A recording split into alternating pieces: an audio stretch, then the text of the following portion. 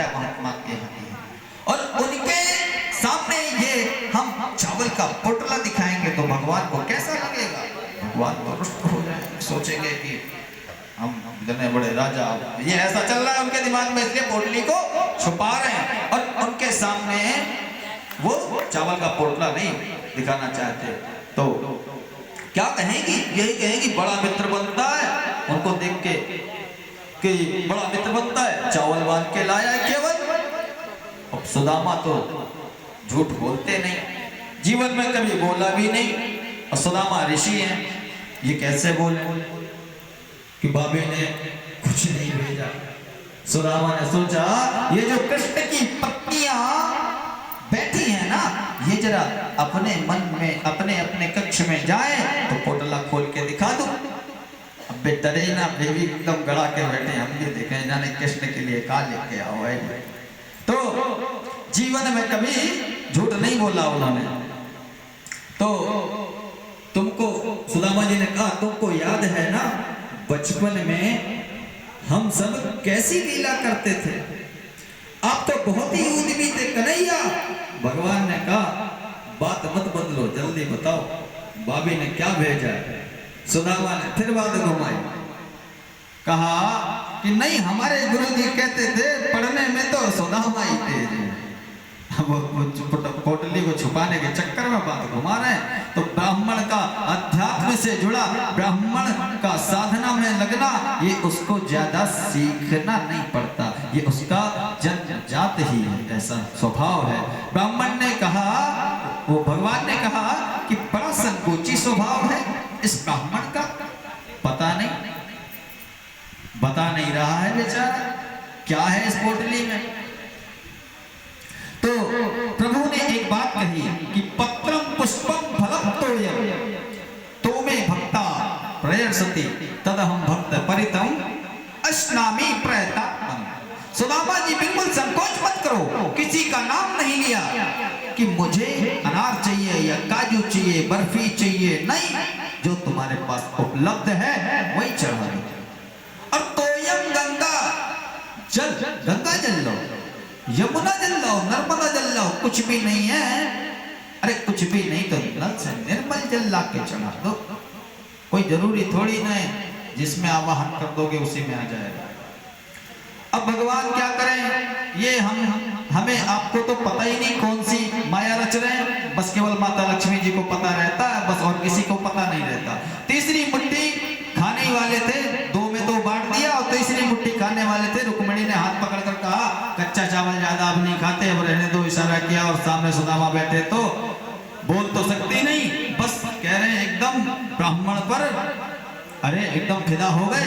और एक ऋषि और थे, वो भी पंडित ही थे, जिसने छाती पर लात मारी थी भृगुमुनि। तो भगवान ने इशारे से कह दिया कि जो आपकी चिट्ठी लाए थे वो भी पंडित ही थे, उनको बताया।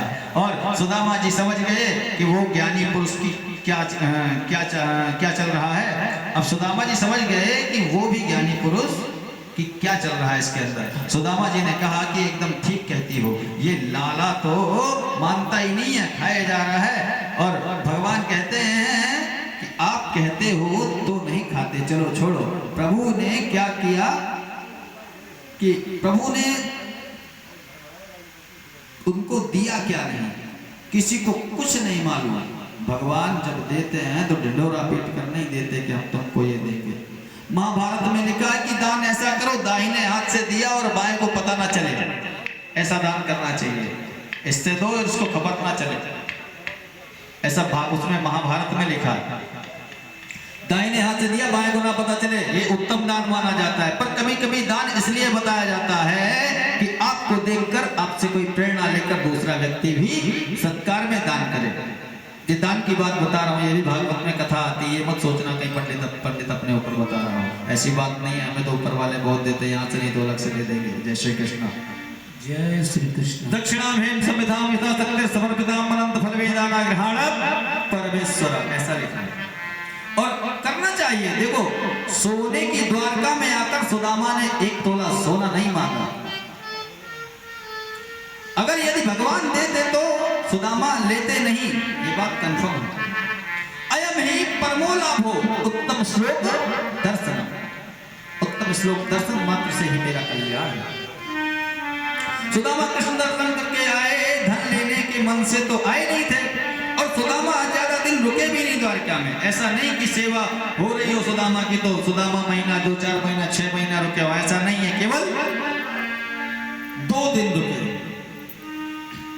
सुदामा जी द्वारका में, केवल 2 दिन रुके। सुदामा बोले, जानना चाहता हूं कृष्ण तुम्हारी द्वारका में लोग बड़े अच्छे हैं, और ये दरबार है ये तो बहुत अच्छे हैं, और क्या क्या बताऊं सभी अच्छे हैं, सत्कार करते हैं, पर मुझे अब जाना है। घर में मेरी पत्नी अकेली है, अब रास्ता देख रही होगी, फिर कभी आऊंगा, उनको भी लाएंगे और दर्शन वो भी कर लेगी। कृष्ण बोले, अरे क्या कह रहे हो आप, कभी अपना।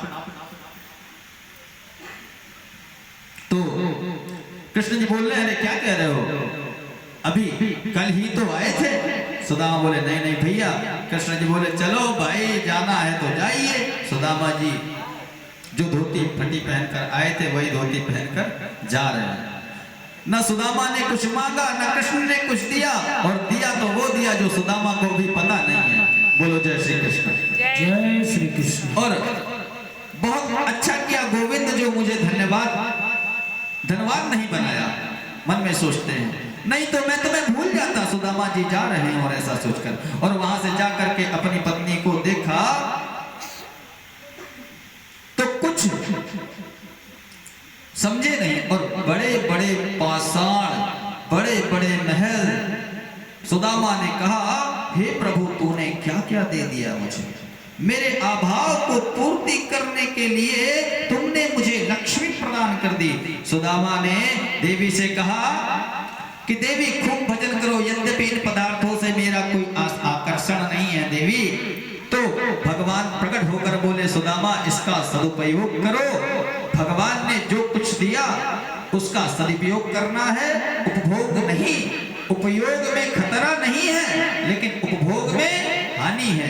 क्या है तुम्हारा, जो मिला है वो हमेशा पास रह सकता नहीं, कब बिछड़ जाए ये कोई राज कह सकता नहीं।